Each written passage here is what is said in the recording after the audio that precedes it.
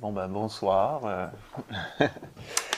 Je suis content donc de poser quelques questions à François, qui fut mon directeur de thèse il y a maintenant bientôt 10 ans de cela. Et donc au sujet de ce nouveau livre qu'il vient de présenter Guy. Alors commençons tout de suite. Tu dis donc dans l'intro de ce nouveau livre que tu sors, on va aborder petit à petit le contenu, donc je ne le présente pas a priori. Tu cites Dumézil, hein, c'est une citation dans laquelle il dit « la méthode, c'est le chemin après qu'on l'a parcouru », qui est d'ailleurs finalement l'étymologie du mot méthode, puisque méthode c'est méta-odos, et au-delà, ou ce qui est après odos, la voie. Et donc tout simplement cette question-là, puisque tu as cette citation dans l'introduction, m'amène à situer déjà ce livre sur ton chemin de chercheur, cette voie, le odos de la méthode, et à te demander surtout quel chemin parcouru depuis passer au rang de père, qui datait de 2014, puisqu'on demeure dans cette thématique du père qui avait fait son bruit en 2014 avec la sortie de ton livre. Donc quel chemin parcouru depuis?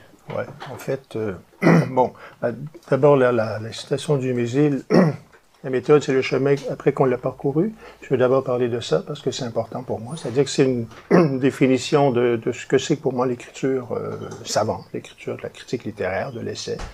C'est-à-dire que, comment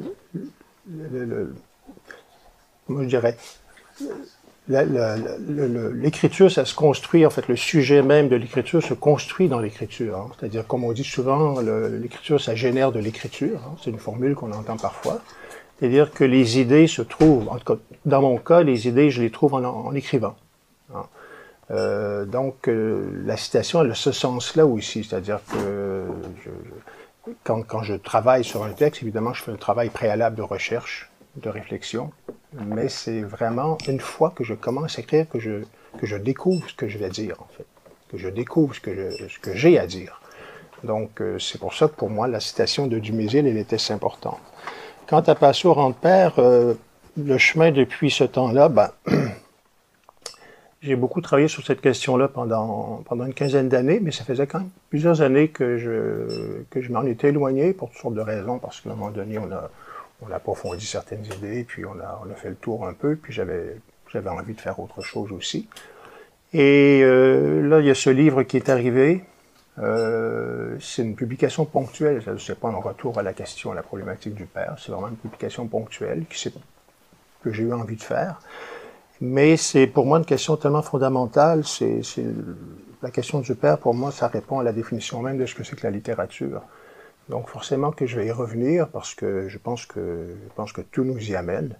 Et voilà, peut-être que ce sera pas le dernier ouvrage, mais c'est pas, je recommence pas nos recherches sur cette. C'est plutôt un point d'aboutissement de toute façon qu'autre chose. En fait, c'est avec le recul une manière pour moi de faire une synthèse avec la maturité, l'expérience du lecteur que j'ai acquise, de revenir et puis de pouvoir recadrer les choses et puis mieux ancrer la problématique, je te dirais. Mmh. Donc on va rentrer plus directement dans la question du père. Hein. C'est donc une problématique, tu as dit 15 ans, mais c'est peut-être même 20 ans hein, que tu étudies Ouais. la question du père. Et c'est une notion, finalement, le terme de père, avec un P majuscule, Ouais. que tu empruntes à la psychanalyse, notamment à la métaphore paternelle. Et donc pour celles et ceux qui ne sont pas... disons, familier avec la psychanalyse. Est-ce que tu pourrais rappeler un petit peu le contenu de cette métaphore paternelle, d'où vient-elle, celle que tu empruntes, et puis te situer rapidement par rapport à la psychanalyse, parce que tu n'es pas non plus un chercheur en psychanalyse. Non, ben, j'ai beaucoup lu Lacan surtout, Freud aussi, parce que l'un ne va pas sans l'autre, enfin Lacan ne va pas sans Freud, mais disons que mon rapport à la psychanalyse est un peu singulier. J'ai jamais considéré la psychanalyse comme une grille de lecture. Tu arrives avec des concepts et puis tu essaies de tirer de l'enseignement de la psychanalyse quelque chose dans le texte qui va y correspondre. Donc, faire entrer le texte dans une grille psychanalytique, ça n'a jamais été ma démarche. C'est plutôt l'inverse que je fais. C'est-à-dire que j'ai une façon de travailler qui est assez intuitive. Je suis... évidemment que quand je travaille sur un texte, je le fais de façon objective. Mais sur ce socle objectif-là, il y a quand même une démarche qui est la mienne, à l'intérieur de laquelle je me donne beaucoup de liberté dans ma lecture, Et j'y vais de façon très intuitive, c'est-à-dire en étant attentif à la manière dont le texte construit son discours, la façon dont les choses sont représentées, sont suggérées par le texte. Et puis je te dirais que la psychanalyse, elle vient, dans le meilleur des cas, valider certaines intuitions que je peux avoir dans l'écriture ou certaines figures qui... Voilà, donc c'est mon rapport, qui est quand même un rapport assez distant avec la psychanalyse, qui a été plutôt qui est une manière pour moi de confirmer certaines choses qui sont dans la littérature. De toute façon, Freud et Lacan, ils ont construit leur concept à partir de la littérature. Ils ont... Bon. Mon rapport est un peu le même. Et puis, la métaphore paternelle, c'est vrai que c'est un concept, en fait, qui vient de Lacan. C'est-à-dire que c'est une... Chez Lacan, ça permet de désigner une structure à l'intérieur de laquelle le sujet se situe par rapport à la question du père et donc par rapport à l'Édipe. Donc le rapport à le fameux complexe d'Édipe, donc chez Lacan, fait partie d'une dynamique psychique, qui est la métaphore paternelle, mais en psychanalyse, elle peut être déficiente, et puis un dysfonctionnement de la métaphore paternelle peut conduire le sujet à la psychose. Alors, en littérature, moi j'ai récupéré cette notion de métaphore paternelle, mais j'en fais un usage qui est strictement littéraire. Il y en a qui m'ont reproché de reprendre le terme et puis de le transformer en autre chose, mais je ne vois pas pourquoi je me priverais de cette idée, de cette formule de la métaphore paternelle, parce qu'avec la littérature, on est toujours dans la représentation, dans le symbole, dans le signe, donc dans la métaphore. Et la métaphore paternelle, pour moi, ça désigne aussi quelque chose d'assez général, donc la manière dont se construit dans le texte, enfin la manière dont le texte dit quelque chose à propos du père. Alors je te dirais que c'est quoi la métaphore paternelle? Finalement, c'est une espèce d'agglomérat de traits signifiants relatifs à la manière dont le texte construit cette figure du père. Donc c'est différent de la psychanalyse parce que j'en fais pas un usage clinique. Il n'y a pas question de psychose ou de choses comme ça. Pour moi, ça désigne seulement la manière dont fonctionne la représentation du père dans le texte avec ses enjeux, etc. D'accord. Et donc ce père, avec une majuscule, donc on l'a compris, c'est pas forcément un homme qui a des enfants, un papa. Il a des modalités d'existence bien plus larges. Et donc, vu qu'on est dans un corpus romanesque et que tu travailles en littérature, comment va s'exprimer en littérature sa loi, son autorité, puisqu'il a un peu un équivalent de l'autorité. Et est-ce qu'il a une présence finalement qu'on pourrait décrire de façon systématique? Est-ce qu'il se manifeste d'une façon transversale ou qu'on pourrait dégager à grands traits? Ou il a vraiment des manifestations ponctuelles, des variantes? Oui, ben moi j'aime bien l'idée de... C'est pas un système, mais presque, à la condition de voir qu'à l'intérieur de ce système, c'est une figure qui est très mouvante et très, très changeante aussi. Alors, ce que j'entends par métaphore paternelle, où le père avec une majuscule, parce que c'est un signifiant, c'est pas le père qu'on peut être dans la réalité. Donc, la majuscule est importante pour comprendre que c'est une construction signifiante par le texte. Alors, ce que j'entends par là, donc, c'est ce qui fait office d'autorité dans l'espace social, dans l'imaginaire collectif. Alors, c'est quoi? Ben, ça veut dire la loi, la norme, la règle, l'ordre, l'Église, Dieu, les institutions, le père de famille, tout ça, ce sont des représentations susceptibles d'être porteurs d'un discours où le père, où le texte déploie donc un discours sur le père. Donc c'est des grands traits signifiants comme ça, à partir desquels il y a un repérage qui peut se faire dans le texte. Et comment ça se déploie dans le texte? Ben, il y a plusieurs façons de comprendre, de lire l'expression de ces signifiants-là dans la littérature, dans les romans, parce que je travaille surtout sur des corpus romanesques. Une des façons, c'est bien sûr dans les relations entre les personnages à l'intérieur d'un roman. Mais je te dirais, à la condition de comprendre que les personnages, que ces relations-là agissent très souvent dans les marges du texte, entre les lignes, dans les non-dits, même dans la matérialité des mots aussi. C'est ça l'ordre du signifiant aussi, c'est de cet ordre-là. Donc, c'est un peu comme ça que ça s'exprime. J'ai dû lire dans ma vie, je ne sais pas, mais des milliers de romans. Vraiment, je pense que c'est des milliers. Où, à la lumière de cette question du père-là. C'est-à-dire que je m'installe devant un roman, j'en ai lu beaucoup, alors j'ai des attentes, je m'attends à certaines choses. Je lis dans cette perspective-là. Alors forcément qu'à force de lire, tu fais des recoupements, tu compares les livres, tu les superposes, et évidemment tu finis par en tirer certaines leçons, certaines grandes tendances, certains modèles même. À la limite, on pourrait parler d'un système, tu parlais du mot systémique, je ne sais pas comment dans ta phrase c'était formulé, dans ta question, mais à l'intérieur d'un système, et tu vois, mais à l'intérieur duquel ça bouge beaucoup, il n'y a rien de fixe. C'est simplement que moi je pense que tout écrivain, femme ou homme, peu importe, il n'y a pas d'importance, écrit la question du père. Donc tu ne peux pas ne pas écrire la métaphore paternelle, consciemment ou inconsciemment. Ça passe dans de l'écriture. Pourquoi? Parce que pendant 2000 ans, on a quand même vécu dans un système patriarcal. C'est-à-dire que les écrivains, ce sont des gens qui ne peuvent pas s'abstraire de la société dans laquelle ils vivent. Donc, ils sont eux-mêmes traversés par des discours sociologiques, par des idéologies ou des choses comme ça, à travers lesquelles s'exprime ce patriarcat-là. Et donc, il en reste toujours des traces dans l'écriture. Donc, on ne peut pas l'éviter. Et puis, on peut revenir à la psychanalyse, on est tous structurés aussi psychiquement à partir d'un rapport aux figures parentales, même si ça s'exprime sur un plan qui est symbolique, parce que c'est dans l'ordre du langage. Alors tout ça fait que, finalement, on peut, je pense, considérer que la littérature, qu'une des définitions possibles, c'est effectivement que la littérature exprime la figure du père. Évidemment que c'est d'un intérêt égal d'un roman à l'autre.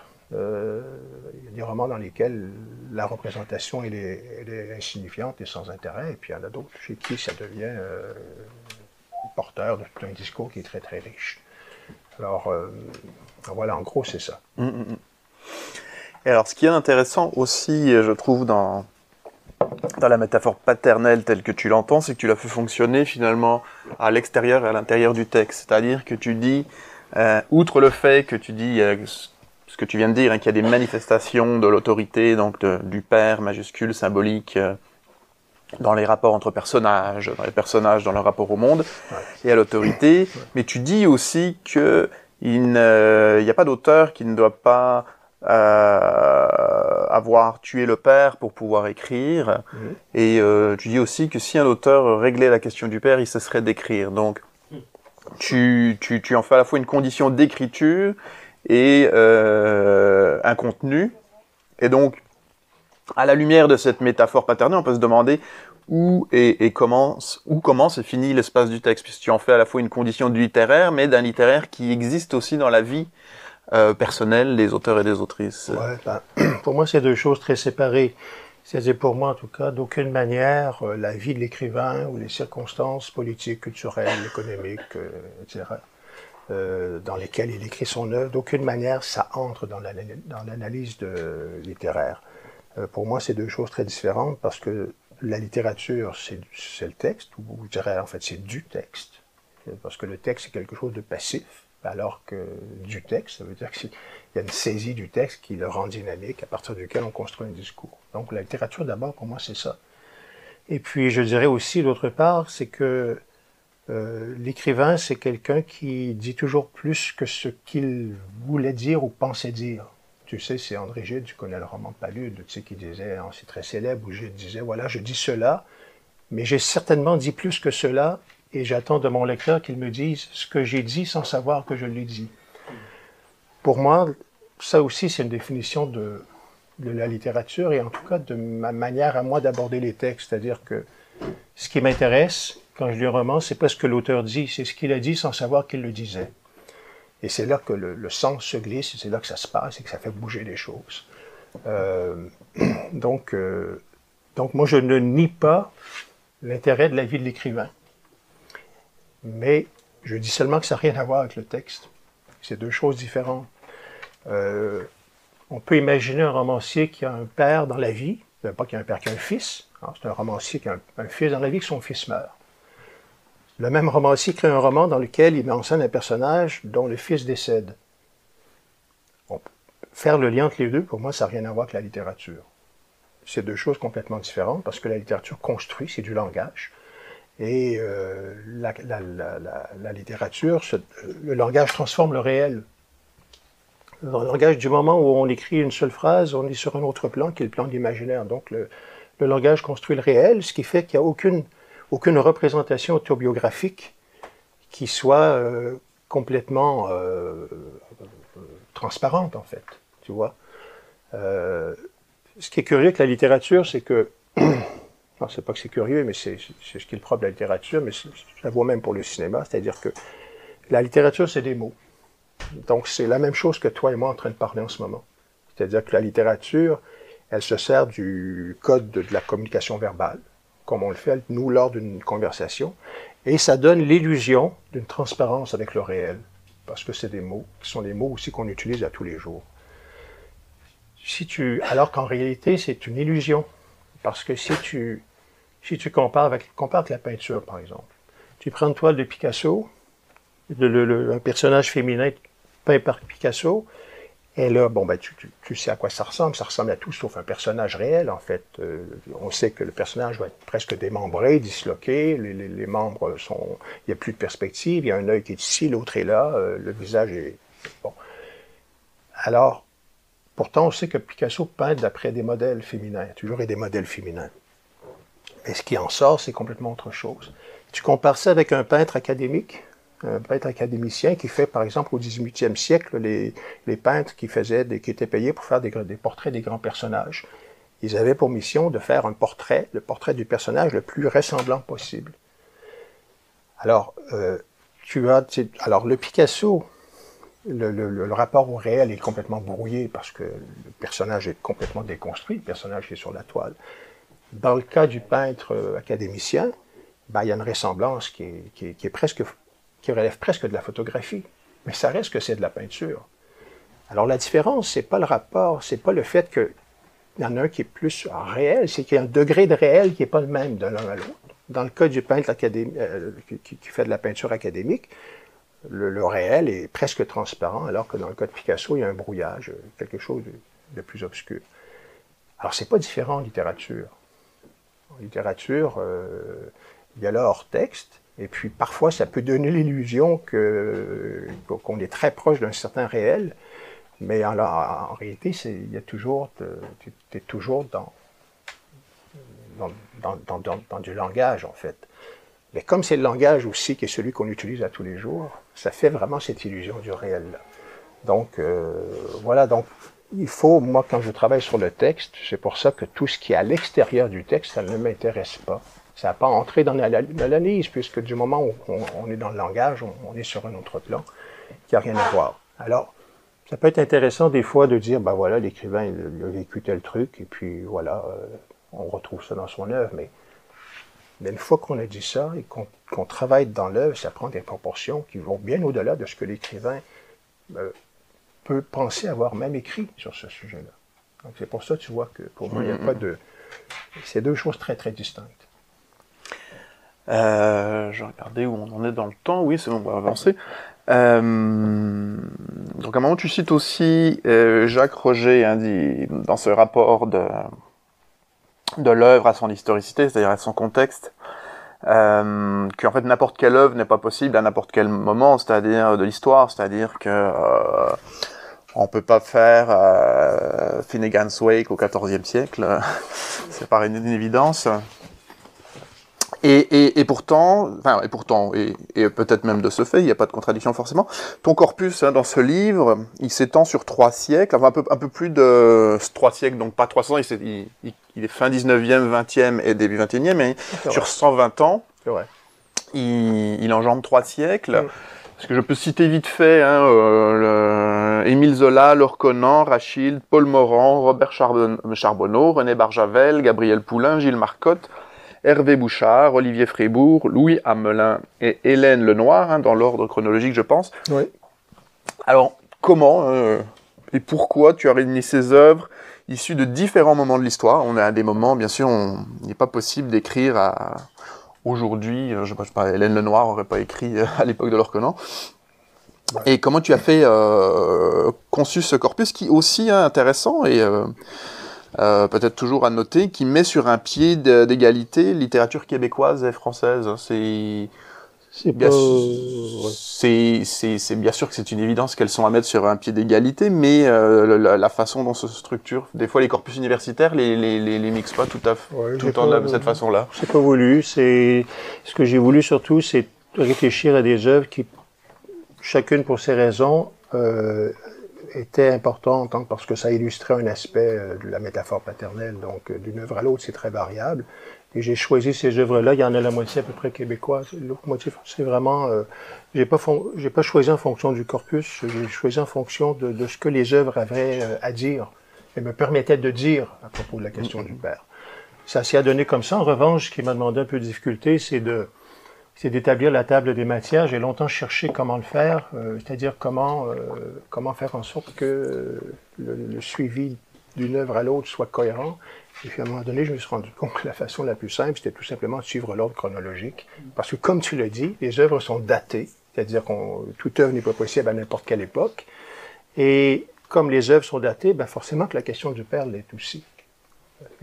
C'est sûr que Zola, qui écrit en 1890, quand bien même il voudrait écrire, conceptualiser une figure du père qui sera celle des années 2000, c'est évidemment impossible. Il y a les limites et les moyens de son époque. Donc la question, elle est datée, donc il suffisait tout simplement de mettre ça en ordre chronologique. Et c'est tout bête, mais ça m'a pris du temps avant de le trouver. Parce que je me suis cassé la tête avant d'y arriver. Cela dit, c'est pas un livre d'histoire littéraire. Ça reste un livre d'analyse au service d'une théorie. Le titre d'ailleurs est très théorique, l'espace signifiant du texte. Au service d'une théorie. Donc c'est pas un livre d'histoire littéraire, mais la question est très intéressante aussi d'une perspective d'histoire littéraire. Et il y a une vingtaine d'années à peu près, j'avais commencé un bouquin que j'ai jamais achevé, mais j'ai dû faire 200 pages à peu près, qui était la question de la métaphore paternelle dans une perspective d'histoire littéraire. C'est-à-dire que, partant de l'idée que la question du père détermine l'évolution des formes romanesques. Donc je partais de cette idée-là. Alors j'ai parti de la Renaissance, Rabelais, le roman comique au XVIIe siècle, etc., jusqu'au début du XXe, pour montrer comment évoluait la question du père d'une époque à l'autre, d'un mouvement littéraire à l'autre, etc. Et ce qu'on voyait, c'était une érosion toujours plus marquée du signifiant paternel, plus on s'en venait vers la modernité. Alors tu vois, je peux le schématiser. Tu prends une verticale, disons, tu fais une ligne verticale que tu vas chiffrer de 10 en haut, tu mets 0 en bas de ta ligne verticale, et à partir du 0, tu traces une ligne horizontale qui va de 0 à 10. Ça veut dire que le 0, c'est le point d'intersection de la ligne verticale et horizontale. Tu pars des origines de la littérature européenne, disons, ou enfin du roman, mais même un peu avant. Tu vois quelque chose comme la Divine Comédie de Dante. Bien sûr que c'est 10. Sur ta ligne de la verticalité, les premiers grands romans, tu les mets à 10, c'est-à-dire qu'il y a une forme d'absolu dans la représentation du père, c'est-à-dire que le signifiant paternel est quelque chose de valorisé, qui est à l'égal de Dieu, etc. Tu es à 10. Mais ensuite, les années passent, le 18e siècle, le 19e siècle, et ta ligne de verticalité, ce signifiant du père, se trouve toujours à perdre un point. Ce qui fait qu'aujourd'hui, on est à peu près à 0. C'est-à-dire qu'il n'y a plus de patriarcat, tout ça, c'est autre chose. Ce qui est intéressant, c'est que quand la ligne de la verticalité perd un point, c'est au profit de l'horizontalité. Donc le point est reporté sur la ligne de l'horizontalité. Alors à 9, l'horizontalité gagne un point, à 8, la verticalité est à 8, l'horizontalité est à 2, et maintenant l'horizontalité est à peu près à 10. Donc la perte de cette figure d'autorité, avec les valeurs qui étaient celles de cette paternité presque absolue il y a plusieurs siècles, ça s'est fait au profit d'un autre type de discours, qui est le discours de l'égalité, qui est le discours de la démocratie aussi, qui s'est mis en branle avec les années, etc. Et donc, qui fait que finalement, on est maintenant passé complètement de la verticalité à l'horizontalité. Donc, le roman rend compte de ça très, très bien. Moi, je l'avais fait de la Renaissance, je m'étais arrêté à peu près à Zola, justement, à la fin du 19e siècle. Et voilà, je m'étais arrêté là, mais ce serait exactement le complément d'histoire littéraire pour un livre comme celui-là, qui est un livre de théorie littéraire sur la question du peuple. Et je serais curieux de lire le roman de J.D. Vance, le vice-président de Trump, voir si ça confirme ta théorie. Et donc tu consacres une longue et intéressante étude à Angéline de Montbrun, hein, que tu reprends une étude que tu avais déjà fait paraître, mais que tu redonnes améliorée. Ouais. Ce qui est intéressant, c'est que c'est quasiment un peu comme une enquête. Hein. Toi, tu proposes tes analyses et tes déductions contre d'autres analyses et déductions du pourquoi, du comment Angéline ne se marie pas. Et c'est intéressant, hein, on se demande bien. Et donc tu renouvelles la question de fond en comble. Et puis la figure d'Angéline, eh bien, elle revient dans 2 autres chapitres.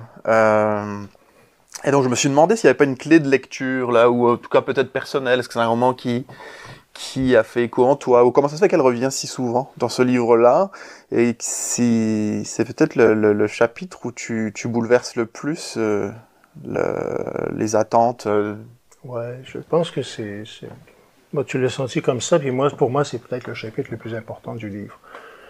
Parce qu'Angéline de Montbrun, donc c'est un roman de Laure Conan, bien sûr, et 1884, je crois, mais publié un petit peu avant en feuilleton. Pour moi, c'est un livre qui est un des plus grands livres de l'histoire de la littérature québécoise, qui curieusement est un des plus ennuyeux aussi. Hein. Et quand on le lit une première fois, on s'emmerde, mais après, c'est quand même, à force de le lire, tu te dis, mais c'est extraordinaire, parce que c'est d'une finesse et d'une complexité d'écriture qui va être inégalée jusque dans les années 1960. Je veux dire, c'est quand même inouï. C'est vraiment un roman précurseur d'une certaine modernité aussi. Donc, c'est un roman qui mérite d'avoir une place à part, parce qu'elle a fait la question de la métaphore paternelle, là-dedans, c'est stupéfiant. C'est d'une telle complexité. C'est très riche, évidemment, pour cette même raison. Et donc, comme tu l'as dit, j'avais publié en 2000, ça fait déjà quand même 25 ans, une étude sur la représentation du père d'Angéline de Montbrun. C'est une étude qui était parue dans la revue Études françaises. Et quand j'ai voulu commencer à écrire l'espace signifiant du texte, je me suis dit, il faut qu'Angéline ait sa place. Alors, je suis retourné à l'article que j'avais écrit, que je n'avais pas relu depuis. Mais moi, j'étais très fier de cet article-là qui me paraissait extraordinaire. Mais en le relisant, je me suis rendu compte qu'il y avait des trucs qui ne marchaient pas. Bon. Alors, je me suis dit, il faut que je recommence. Alors, j'ai relu Angéline 2 fois plutôt qu'une. J'ai commencé à reprendre des notes. Et puis, j'ai réécrit le chapitre au complet. Puis, je l'ai mis là-dedans. Voilà, c'est devenu autre chose, mais avec le profit de la maturité de lecture que j'ai aujourd'hui. J'ai réussi, je pense, à bien comprendre comment fonctionne la question du père dans ce roman-là.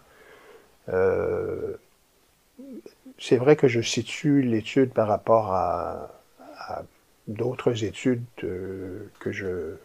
avec lesquelles je ne suis pas d'accord, parce que c'est un des romans sur lesquels on a le plus écrit.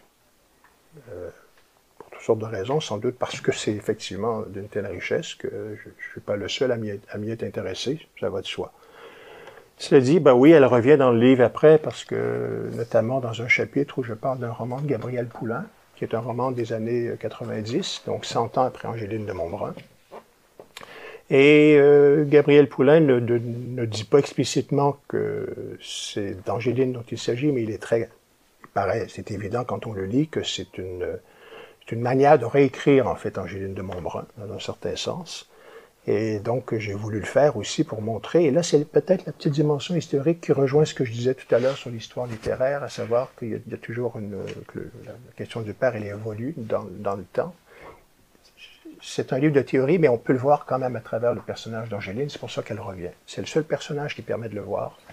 Quand on compare ce qu'elle est dans ce qu'en fait Gabriel Poulain, c'est fascinant par rapport au roman de Laure Connan, parce que Laure Connan, évidemment, qu'elle écrit à l'époque de l'ultramontanisme, alors que Gabriel Poulain écrit dans les années qui suivent la libération de la femme, etc. Donc la question du père prend une toute autre forme. Et Angéline, il y a des possibles pour Angéline dans les années 90 qui n'existaient pas en 1884. Alors voilà, donc ça, oui, c'est un des personnages, à mon avis, les plus importants de la littérature québécoise et à propos desquels on peut approfondir pas seulement la question du père, mais beaucoup de problématiques. Non, je pense qu'il faut, peut-être à défaut de lire Angéline de Montbrun, lire ton article qui le rend plus intéressant, enfin peut-être plus passionnant de prime abord que peut-être le roman. Mais oui, c'est très intéressant. Dernière question, hein, en quelques minutes, puis on va légèrement déborder, mais je pense que pas grave. On va le faire.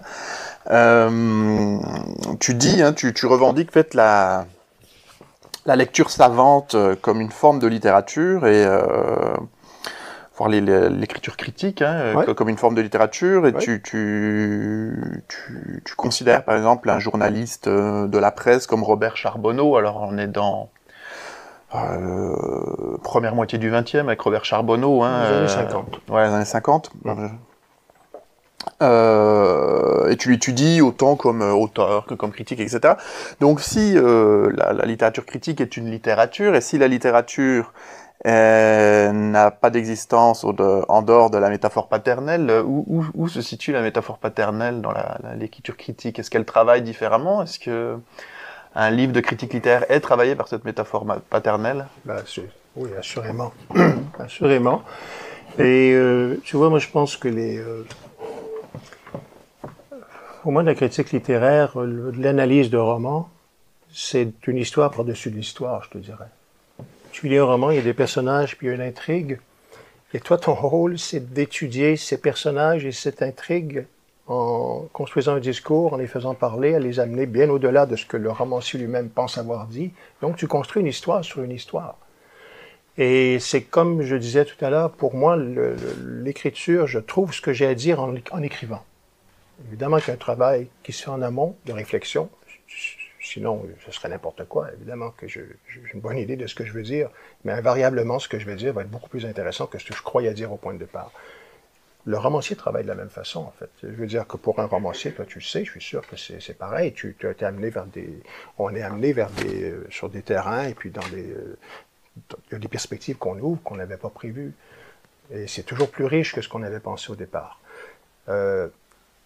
Mais oui, donc pour répondre, oui, effectivement, la métaphore paternelle joue dans l'écriture critique, et même dans la théorie littéraire aussi, hein, parce que c'est que ce soit même la théorie la plus formaliste, que ce soit Genette qui construit son système à partir de l'œuvre de Proust, que ce soit Bakhtin à partir de l'œuvre de Rabelais, Philippe Hamon à partir de celle de Zola, Grémas à partir de Maupassant. Je veux dire, c'est frappant, c'est toujours un rapport à une œuvre comme ça qui permet d'édifier une théorie, et effectivement, qui a un rapport assez facile à étudier, et puis chez Genette, je m'y étais intéressé, c'était intéressant. Mais il y a un écrivain qui m'a servi, bon, alors c'est curieux que tu poses cette question-là, parce que il y a un autre livre aussi que j'ai commencé, que j'ai jamais achevé, qui était très avancé, qui était à peu près terminé, puis je l'ai laissé pour des raisons bêtes, parce que bon. Et qui était un livre sur Gilles Marcotte. Alors Gilles Marcotte, c'était un des plus grands critiques de la littérature québécoise entre 50 et la fin du 20e siècle.